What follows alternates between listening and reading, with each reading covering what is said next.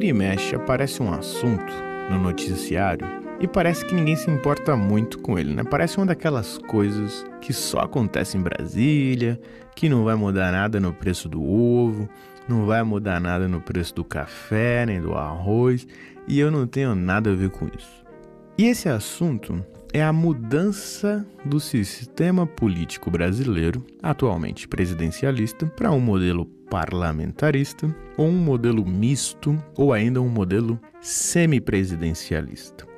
A última vez que esse assunto apareceu foi em fevereiro de 2025, com uma PEC apresentada pelo deputado Luiz Carlos Rauli, do Podemos do Paraná, que reuniu o número mínimo de 171 assinaturas para protocolar a proposta de emenda à Constituição com a intenção de alterar o sistema político brasileiro, que atualmente, como a gente comentou, é o presidencialismo. Muito bem, o presidente da Câmara, o Hugo Mota, ele se mostrou bem aberto ali a debater o assunto e alguns deputados do PT, entre outras legendas, se manifestaram contra essa mudança. Mas o que essa troca significaria para a gente? O que isso significaria para o país? E ainda mais importante aqui pra gente hoje, do ponto de vista jurídico.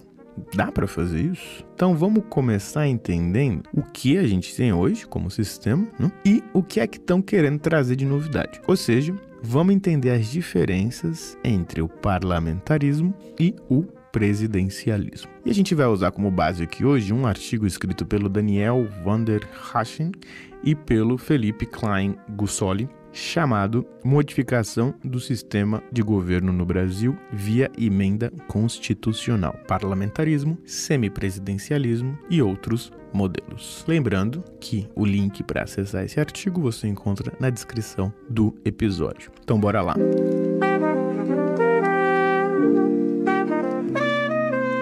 No parlamentarismo, o poder executivo fica dividido entre duas pessoas: o chefe de governo, que é o primeiro-ministro, e o chefe de Estado, que pode ser um presidente ou um rei ainda, no caso de uma monarquia. O primeiro-ministro, ele precisa ter o apoio da maioria do parlamento para poder governar e pode perder o cargo se receber um voto de desconfiança. O governo não tem um tempo fixo para ficar no poder, ele só continua enquanto tiver apoio do parlamento. Então é um sistema que acaba sendo mais flexível quando aparecem crises políticas, já que o parlamento tem muito mais liberdade para tirar e pôr ali um primeiro-ministro conforme o seu interesse.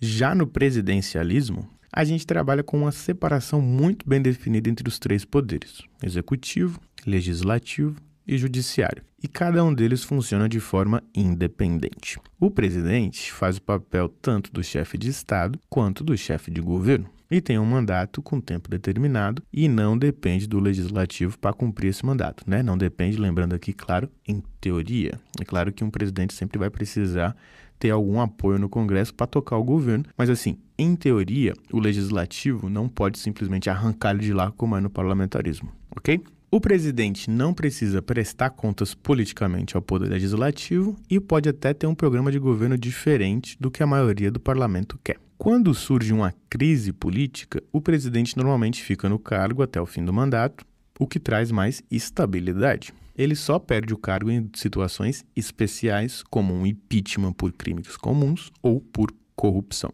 Então é muito mais difícil você arrancar do poder um presidente, Até porque ele é escolhido pelo voto, então isso dá para ele mais autoridade para decidir sobre assuntos polêmicos. O Brasil hoje é uma república presidencialista, mas já experimentamos aí outros sistemas de governo.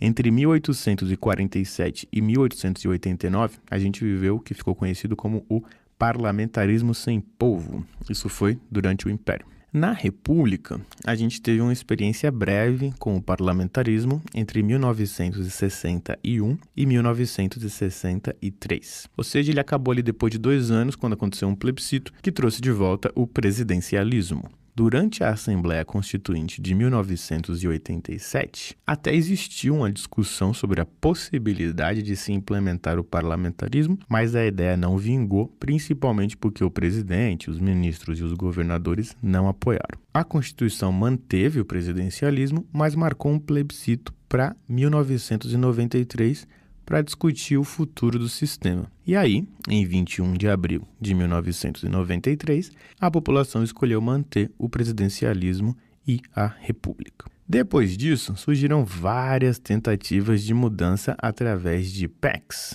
propostas de emenda à Constituição. A PEC 20A, de 1995, por exemplo, a PEC 32, de 2015, a PEC 102, de 2015 também, a PEC 09, de 2016 e a PEC 245, de 2016. Essas propostas queriam implementar o parlamentarismo, mas mantinham bastante poder na mão do presidente. A PEC 102, de 2015, por exemplo, ainda preservava para o presidente algumas atribuições importantes, como vetar leis e nomear ministros. As propostas criavam o cargo de primeiro-ministro como chefe de governo e também trazia alguns mecanismos para dissolver a Câmara, mas nem todas elas exigiam consulta popular prévia, Então, nem todas deixavam claro se essa decisão precisaria passar por um plebiscito, que foi o caso quando a gente decidiu que seguiria com o presidencialismo. O debate sobre a mudança para o presidencialismo continua atual, especialmente porque a maioria das democracias estáveis do mundo usam esse sistema. E é uma discussão que ganha força em momentos de crise política, como aconteceu durante o impeachment da Dilma em 2016, ou quando a gente colocou um completo incapaz no poder em 2018, ou mesmo em momentos como esse governo Lula 3, que está completamente paralisado por um Congresso que não depende mais do Executivo para aprovação de emendas. Atualmente, o sistema brasileiro é conhecido como presidencialismo de coalizão. Então, o presidente tem um mandato fixo, mas precisa do apoio do Legislativo para governar.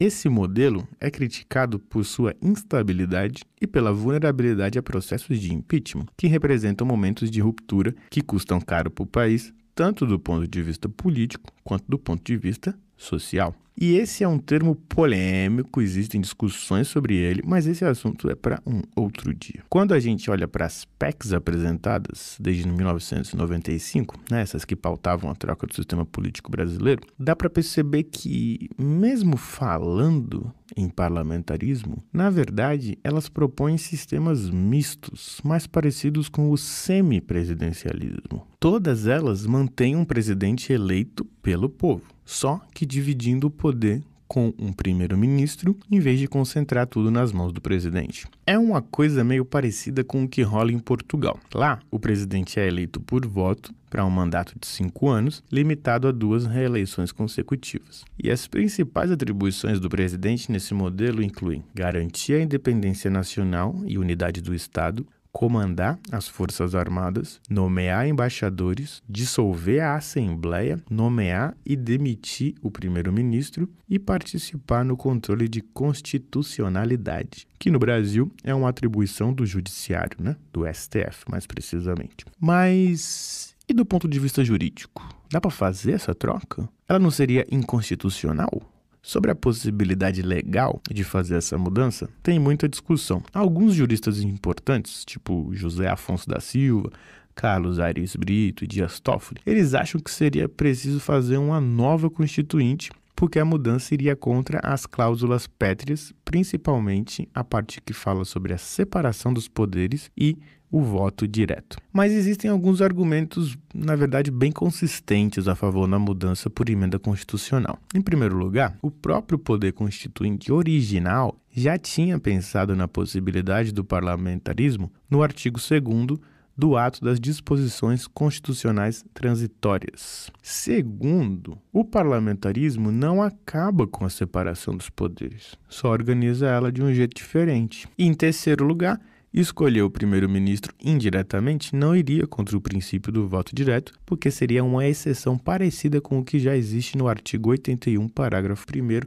da Constituição, que fala da eleição do Congresso Nacional quando falta presidente e vice nos últimos 2 anos de mandato. Mas tem um detalhe fundamental. Qualquer mudança no sistema de governo precisa passar por um plebiscito antes. Isso é necessário por 2 motivos. Primeiro, porque foi assim que fizeram lá em 93. E segundo, porque só o povo pode mudar uma decisão que ele mesmo tomou antes. Se não tiver essa consulta antes, qualquer mudança seria irregular e iria contra a soberania popular, que está protegida pela Constituição.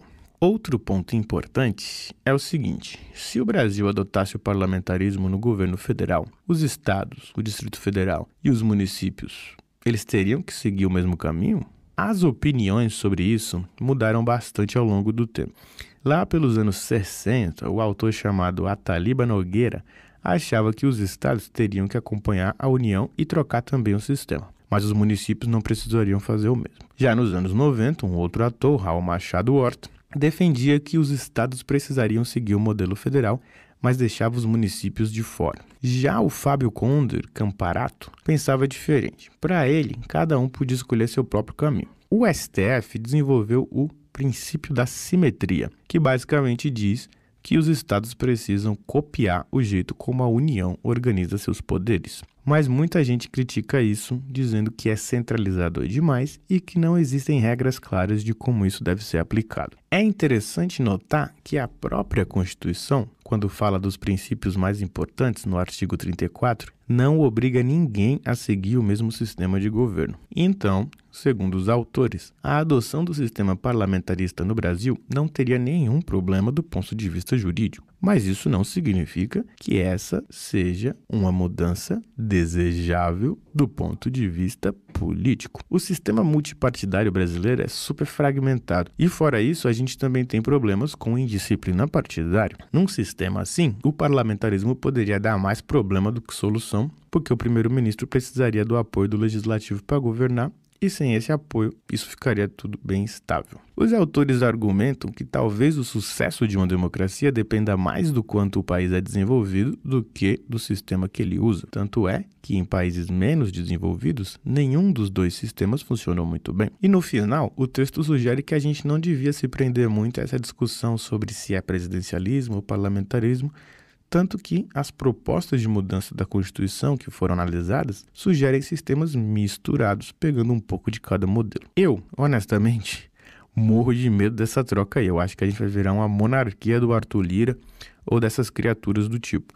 Mas eu já vi gente defendendo, dizendo que num modelo parlamentarista ou semipresidencialistas, os deputados estariam necessariamente ligados ao governo e que isso traria uma responsabilização maior no que diz respeito à prestação de contas para o eleitorado. Porque, o que a gente tem hoje é o parlamento levando muito dinheiro do orçamento através de emendas, gastando esse dinheiro sem a mínima transparência e responsabilizando o governo por tudo que dá errado. Então tem gente que defende que isso ficaria mais complicado em um modelo como o semipresidencialismo. Bom, não sei, eu vou ficar por aqui mesmo. Um abraço.